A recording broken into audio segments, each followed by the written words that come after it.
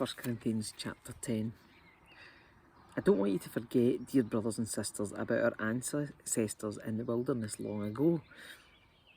All of them were guided by a cloud that moved ahead of them, and all of them walked through the sea on dry ground. In the cloud and in the sea, all of them were baptized as followers of Moses. All of them ate the same spiritual food, and all of them drank the same spiritual water. For they drank from the spiritual rock that travelled with them, and that rock was Christ. Yet God was not pleased with most of them, and their bodies were scattered in the wilderness. These things happened as a warning to us, so that we would not crave evil things as they did, or worship idols as some of them did. As the scriptures say, the people celebrated with feasting and drinking, and they indulged in pagan revelry. And we must not engage in sexual immorality as some of them did, causing 23,000 of them to die in one day. Nor should we put Christ to the test, as some of them did, and then died from snake bites. And don't grumble, as some of them did, and then were destroyed by the angel of death. These things happened to them as examples for us. They were written down to warn us who live at the end of the age. If you think you're standing strong, be careful not to fall. The temptations in your life are no different from what others experience. And God is faithful. He will not allow the temptation to be more than you can stand. When you are tempted, He will show you a way out so that you can endure. So, my dear friends, flee from the worship of idols. You are reasonable people.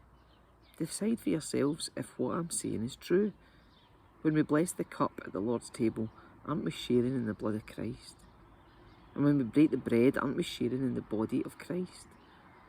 And though we are many, we all eat from one loaf of bread, showing that we are one body.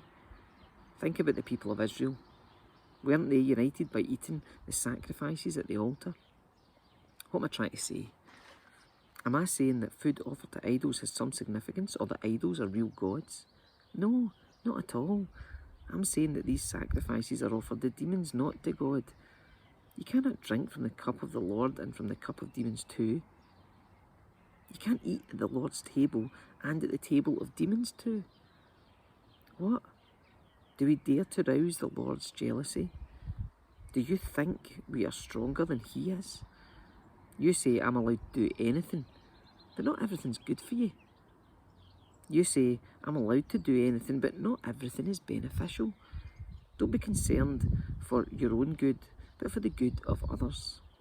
So you may eat any meat that is sold in the marketplace without raising questions of conscience, for the earth is the Lord's and everything in it.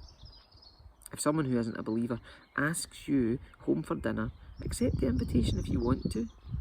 Eat whatever is offered to you without raising questions of conscience. But suppose someone tells you this meat was offered to an idol.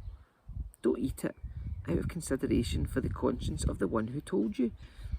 It might not be a matter of conscience for you, but it is for the other person. For why should my freedom be limited by what someone else thinks? If I can thank God for the food and enjoy it, why should I be condemned for eating it? So whether you eat or drink, or whatever you do, do it all for the glory of God. Don't give offence to Jews or Gentiles or the Church of God. I too try to please everyone in everything I do.